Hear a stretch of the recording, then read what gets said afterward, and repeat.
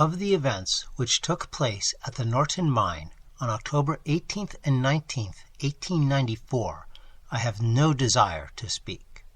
A sense of duty to science is all that impels me to recall, in these last years of my life, scenes and happenings fraught with a terror doubly acute because I cannot wholly define it.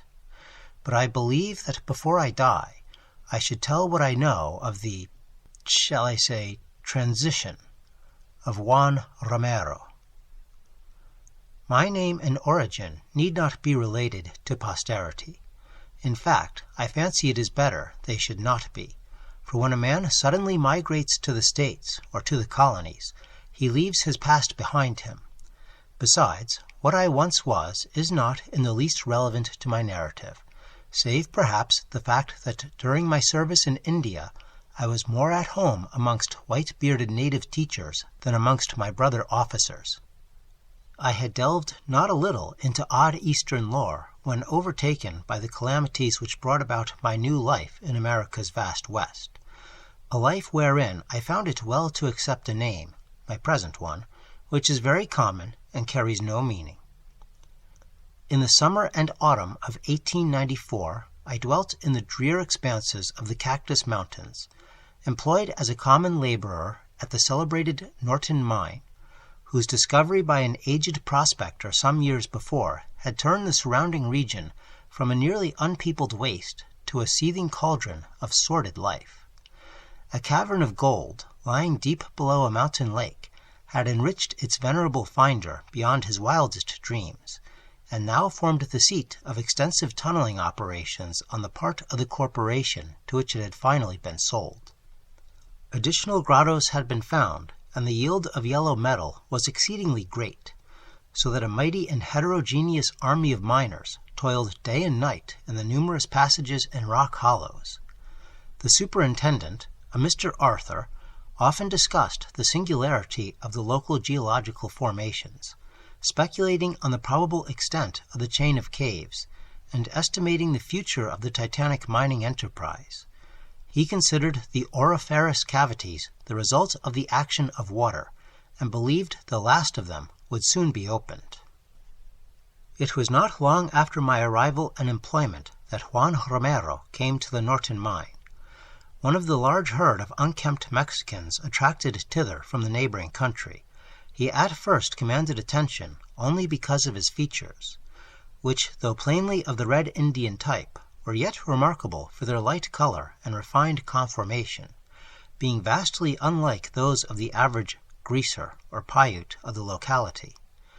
It is curious that, although he differed so widely from the mass of Hispanicized and tribal Indians, Romero gave not the least impression of Caucasian blood.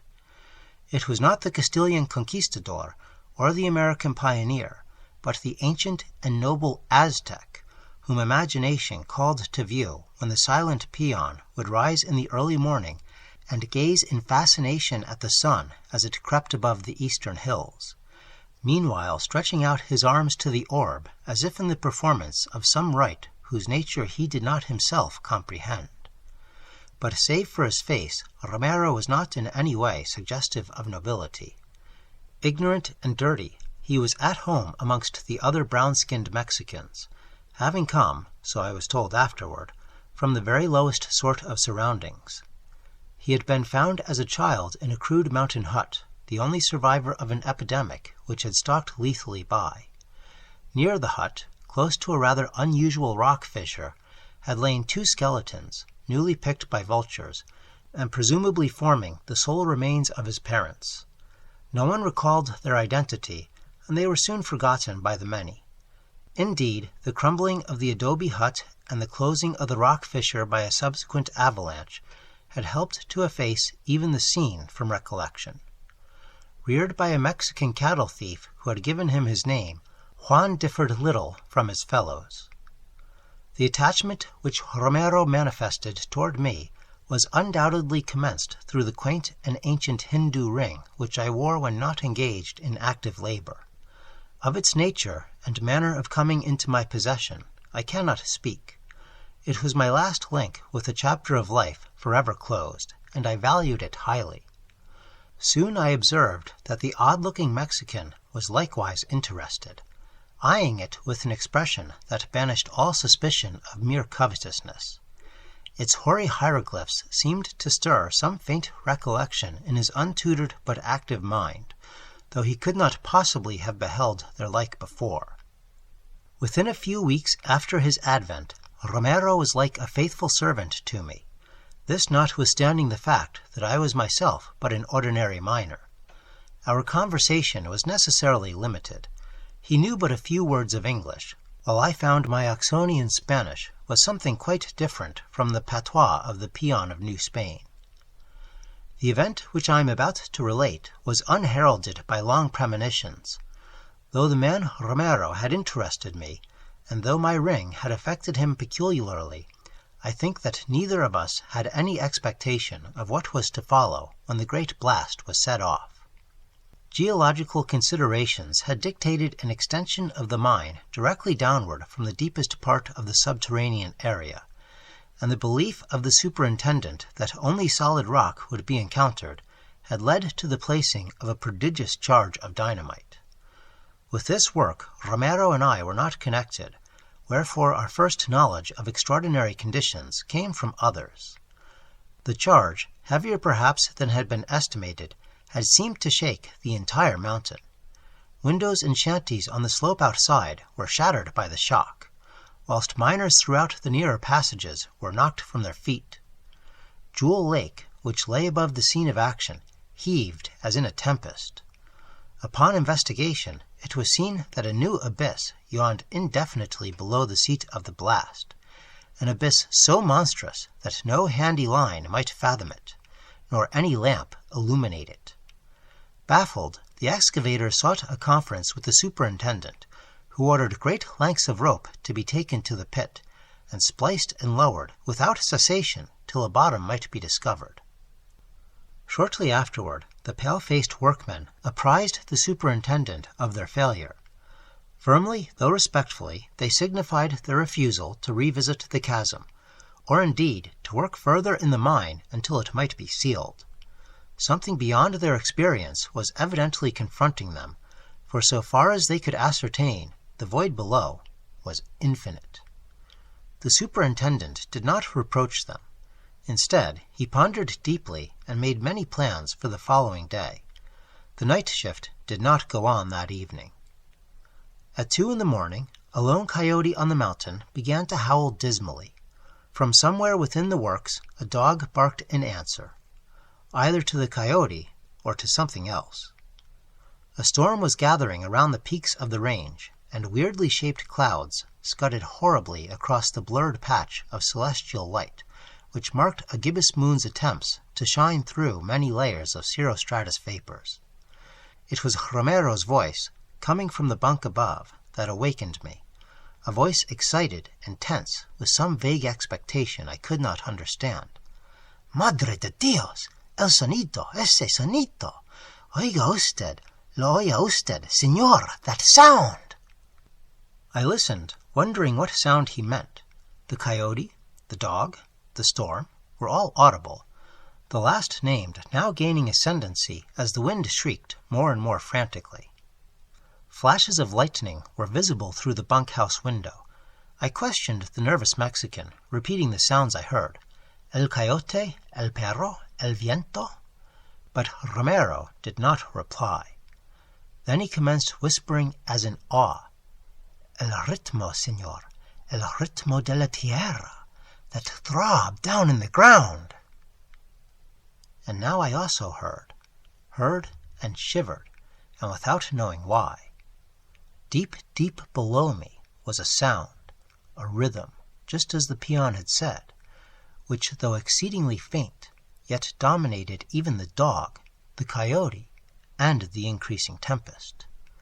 To seek to describe it were useless, for it was such that no description is possible. Perhaps it was like the pulsing of the engines far down in a great liner, as sensed from the deck, yet it was not so mechanical, not so devoid of the element of life and consciousness. Of all its qualities, remoteness in the earth most impressed me. To my mind rushed fragments of a passage in Joseph Glanville, which Poe has quoted with tremendous effect. The vastness, profundity, and unsearchableness of his works, which have a depth in them greater than the well of Democritus. Suddenly Romero leaped from his bunk, pausing before me to gaze at the strange ring on my hand, which glistened queerly in every flash of lightning, and then staring intently in the direction of the mine shaft. I also rose, and both stood motionless for a time, straining our ears as the uncanny rhythm seemed more and more to take on a vital quality. Then, without apparent volition, we began to move toward the door, whose rattling in the gale held the comforting suggestion of earthly reality. The chanting in the depths, for such the sound now seemed to be, grew in volume and distinctness, and we felt irresistibly urged out into the storm, and thence to the gaping blackness of the shaft. We encountered no living creature, for the men of the night shift had been released from duty, and were doubtless at the Dry Gulch settlement pouring sinister rumors into the ear of some drowsy bartender. From the watchman's cabin, however, gleamed a small square of yellow light like a guardian eye. I dimly wondered how the rhythmic sound had affected the watchman, but Romero was moving more swiftly now, and I followed without pausing. As we descended the shaft, the sound beneath grew definitely composite. It struck me as horribly like a sort of oriental ceremony, with beating of drums and chanting of many voices. I have, as you are aware, been much in India. Romero and I moved without material hesitancy through drifts and down ladders, ever toward the thing that allured us, yet ever with a pitifully helpless fear and reluctance. At one time I fancied I had gone mad. This was when, on wondering how our way was lighted in the absence of lamp or candle, I realized that the ancient ring on my finger was glowing with eerie radiance, diffusing a pallid luster through the damp, heavy air around. It was without warning that Romero, after clambering down one of the many rude ladders, broke into a run and left me alone. Some new and wild note in the drumming and chanting, perceptible but slightly to me, had acted on him in startling fashion, and with a wild outcry he forged ahead unguided in the cavern's gloom.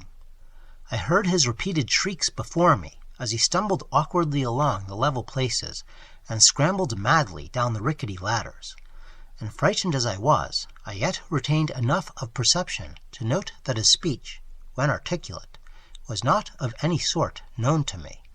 Harsh but impressive polysyllables had replaced the customary mixture of bad Spanish and worse English, and of these only the oft-repeated cry, Huitzilopochtli, seemed in the least familiar.